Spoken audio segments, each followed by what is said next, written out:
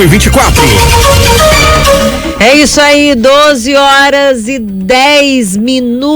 O ex-presidente Jair Bolsonaro dará o pontapé inicial à campanha das eleições municipais com visitas a 4 cidades do Rio Grande do Norte nesta semana.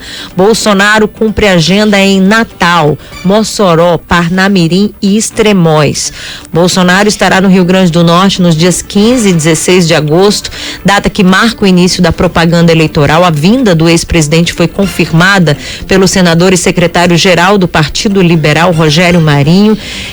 O político deve participar de um evento fechado na quinta-feira com todos os pré-candidatos do partido.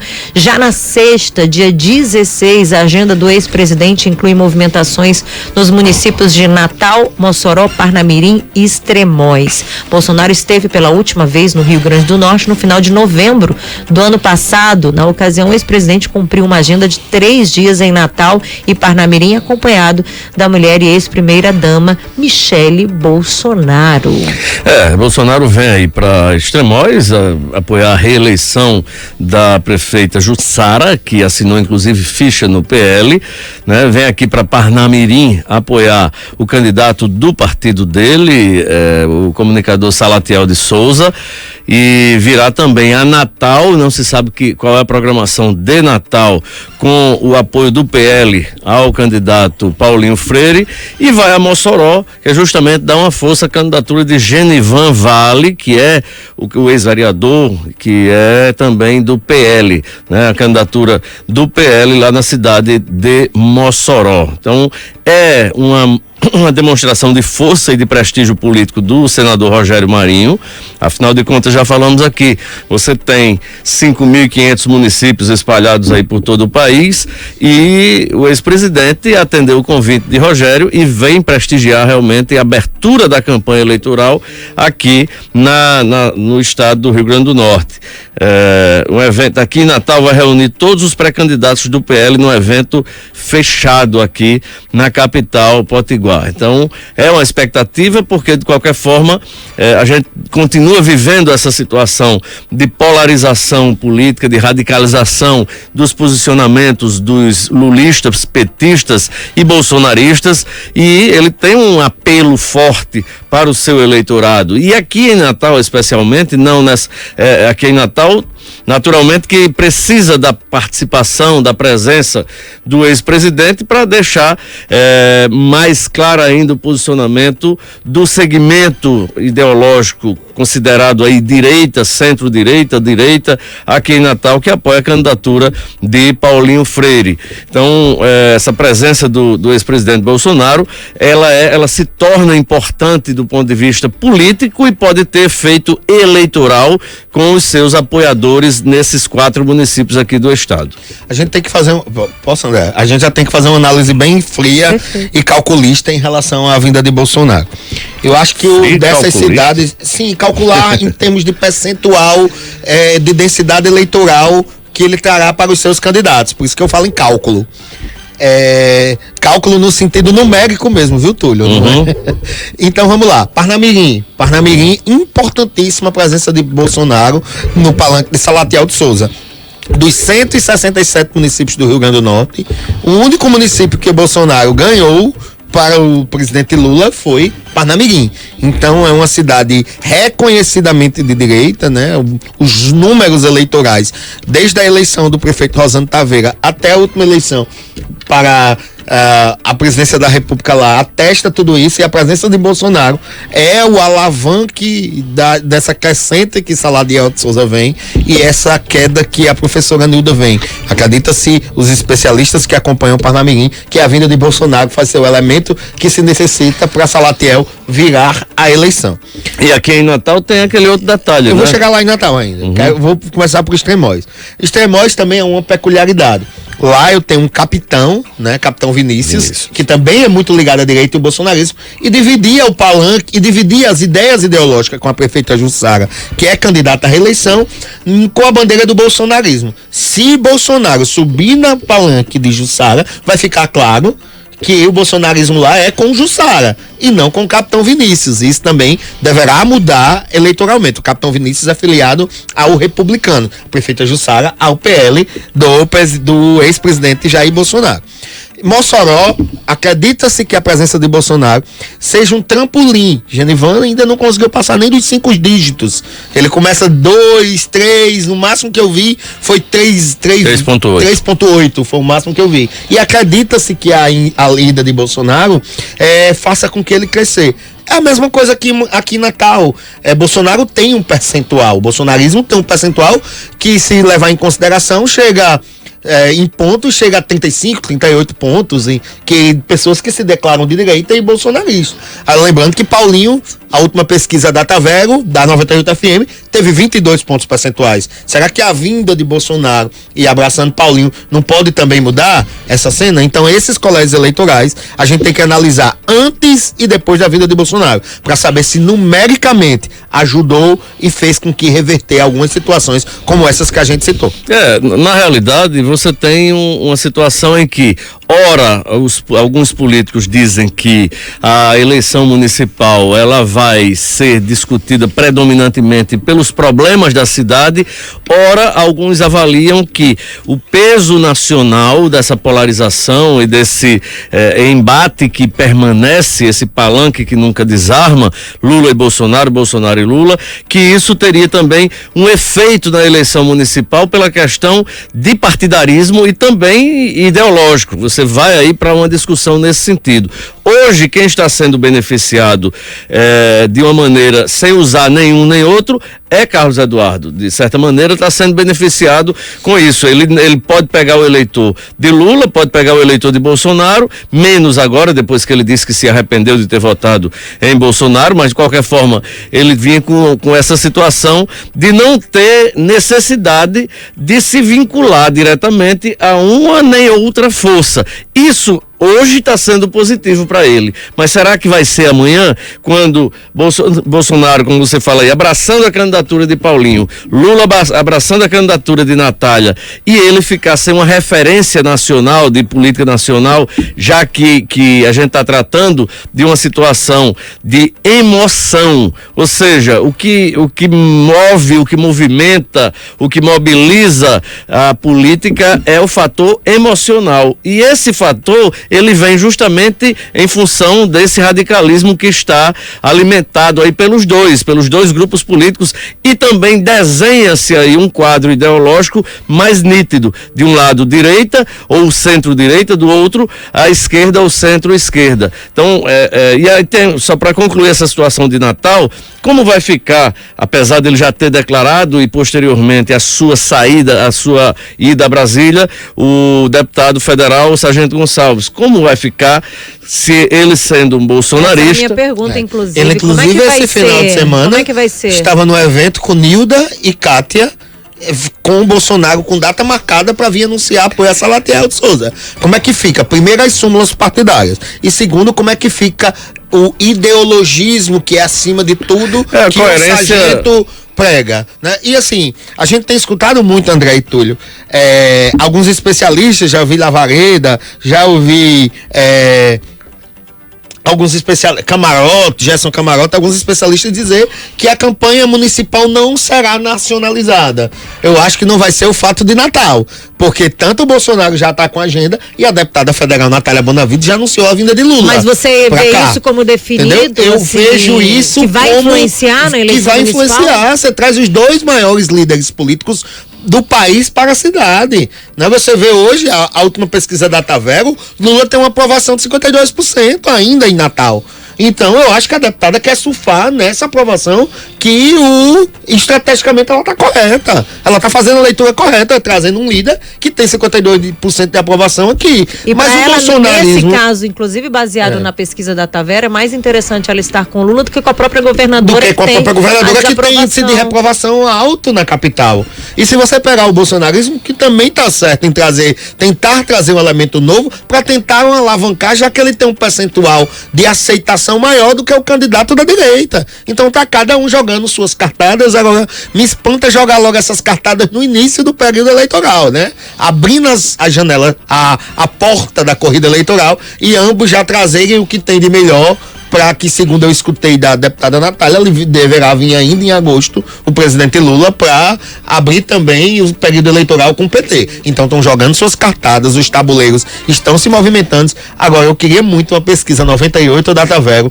pós-vinda desses dois líderes, para saber como é que fica o cenário. Mas você não acha que iniciar, quando o ex-presidente inicia por aqui, no caso o secretário, né, o senador, né, Rogério Marinho, ele ganha também, porque ele vai iniciar pelo Rio Grande do Norte, né, vai utilizar isso também durante toda a sua campanha. O primeiro lugar que o ex-presidente Bolsonaro escolheu foi, inclusive, a capital Potiguar e o seu reduto aqui da Grande Natal também, em Mossoró. Você não vê isso também? Eu vejo isso também, assim, pelo índice de que precisando crescer nas pesquisas, continuar crescendo. Paulinho vem crescendo. Toda pesquisa ele aumenta 1, 2 pontos percentuais, 3, 4. Ele quer, eu acho que criar da vinda de Bolsonaro um propulsor para que ele possa crescer ainda mais, já que ele vem crescido com pontos percentuais ainda tímidos nas pesquisas que a gente vem acompanhando de lá para cá. Eu confio muito na 98 Datavero. É isso aí. Olha, no caso de Sargento Gonçalves, há duas situações distintas, né? Natal,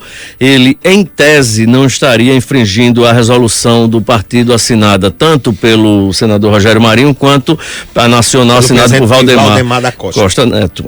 Agora, Parnamirim é diferente. Parnamirim aí não se trata mais de uma situação atípica, é uma desmoralização, é uma violência contra uma decisão partidária. É uma fidelidade partidária? Tá, claríssimo. Lá ele tem candidato. Aqui o PL apoia, mas não faz parte da chapa, né? Nem indicou o candidato a prefeito, nem indicou o vice. Lá em Parnamirim, não. A chapa é do PL, o cabeça de chapa é filiado ao partido. Então, é bem diferente. Inclusive, da última entrevista que o senador Rogério Marinho concedeu ao Diário do RN, ele deixou bem claro que se houver essa infidelidade no caso onde o partido tem candidatura a prefeito ou a vice, vai ser usado o Conselho de Ética do próprio partido e com chance, inclusive, de expulsão.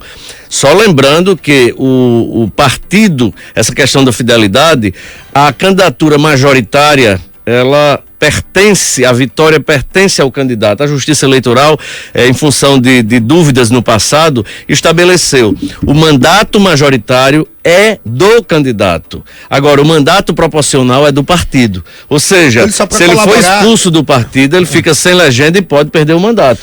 É uma situação aí complicada. Até mandei a foto aqui para a produção, para colocar aí para os nossos ouvintes e internautas, para ver a Sargento Gonçalves no final de semana, justamente tudo isso que tu lhe falou, participando de um evento com a atual vice-prefeita e candidata a vice-prefeita Kátia Pires e tá aí, e com a professora Nilda, nesse final de semana, um evento político também partidário, né? Para divulgar, lançar um pré-candidato e o apoio a Kátia e a Nilda desse candidato. Isso a gente teve lá, também discussou no evento e teve lá no palanque montado junto com elas. Isso aí é, claro, infidelidade partidária, até com a resolução que o PL Nacional colocou, porque, como tu lhe colocou, lá não é um apoio, lá se tem candidato. Mas a situação de Gonçalves, ela se agrava mais, não do ponto de vista legal, que poderá abrir uma sindicância, um processo de investigação e responder no Conselho de Ética com alguma punição, mas é do ponto de vista de desgaste da imagem, de ideologia, da ideologia, pega, né?